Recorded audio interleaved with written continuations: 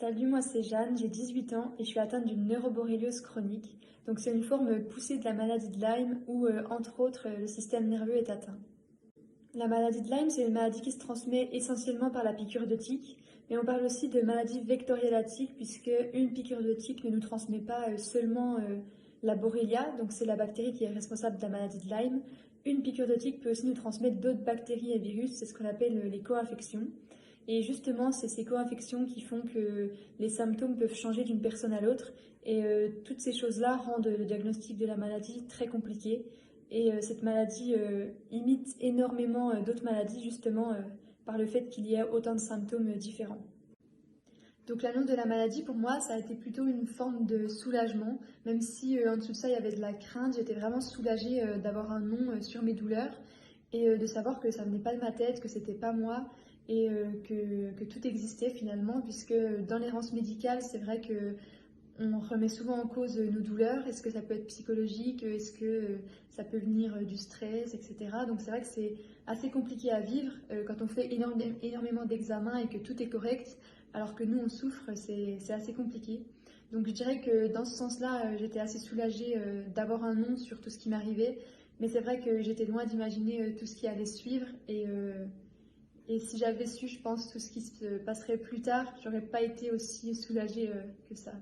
Donc au moment du diagnostic, j'avais déjà énormément de symptômes. Donc j'avais des douleurs articulaires, des douleurs musculaires, des problèmes de mémoire, des gros maux de tête, c'était des tremblements aussi. Enfin, j'avais déjà énormément de symptômes, mais ils n'étaient pas aussi sévères et la sévérité de ces symptômes, elle s'est accentuée en octobre 2020. Donc à partir de là, je me suis vraiment dégradée fortement. Donc je me suis retrouvée avec le bras gauche paralysé. En l'espace de 2-3 jours, j'étais plus capable d'utiliser mes jambes.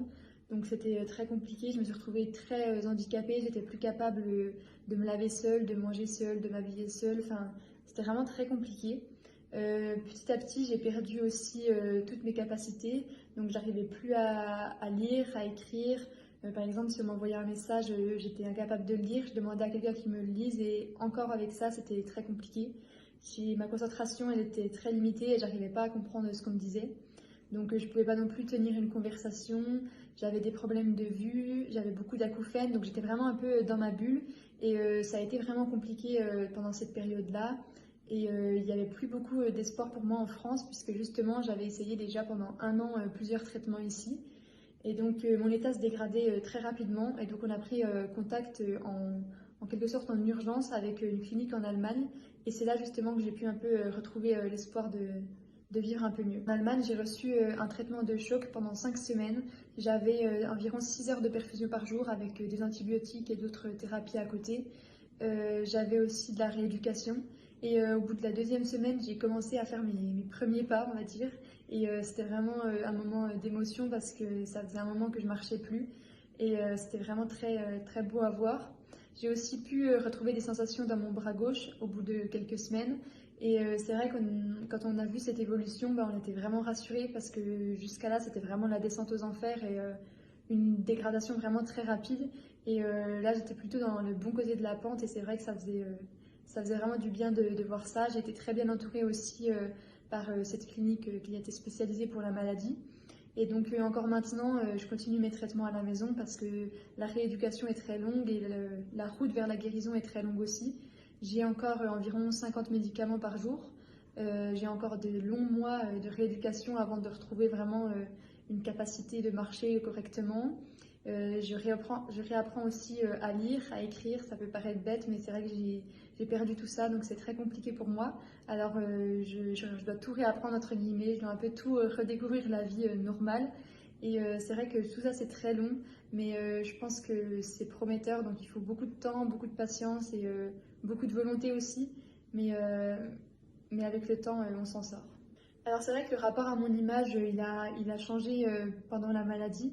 Donc d'abord c'était très compliqué pour moi d'affronter le regard des autres. Donc je n'osais pas forcément prendre par exemple des béquilles qui m'aidaient à marcher. C'était vraiment compliqué d'assumer ça en fait, d'assumer que j'en avais besoin et d'assumer que je devais marcher avec.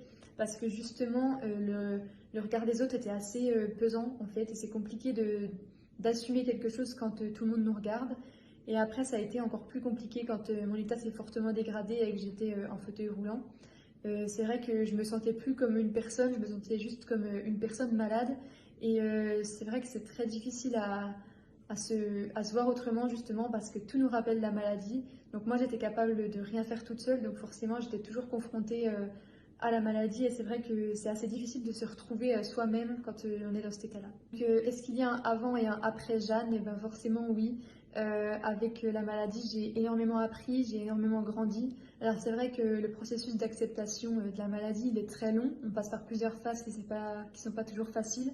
Mais pour autant, j'ai énormément grandi et je me suis très rapidement dit que la maladie, ça allait m'apporter quelque chose, que les épreuves, c'était plus une leçon qu'une punition. Je me suis pas forcément demandé pourquoi moi, parce que je me suis dit si je me demande ça, je m'en sortirai jamais. J'ai plutôt voulu avancer, essayer de me construire autour de ça et surtout de me battre contre ça. Et c'est vrai que je pense que ça m'a forgé un caractère et ça m'a surtout aidé à grandir et à comprendre pas mal de choses. Donc moi, la photographie m'a énormément aidée dans le sens où j'ai partagé mon évolution sur mes réseaux sociaux. Donc ça m'a apporté déjà beaucoup de soutien. Donc c'était vraiment quelque chose qui me motivait quand j'étais en Allemagne à faire encore plus de progrès.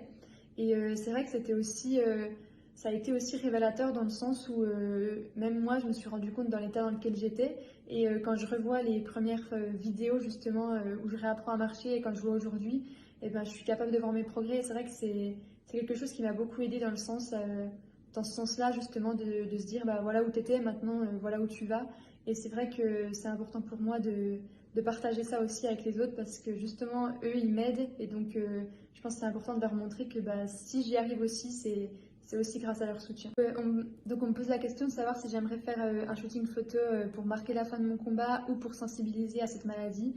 Alors, ce sera avec très grand plaisir parce que justement, je pense que cette maladie est pas assez reconnue et qu'il faut absolument sensibiliser les gens là-dessus parce que c'est quelque chose qui peut être très très grave.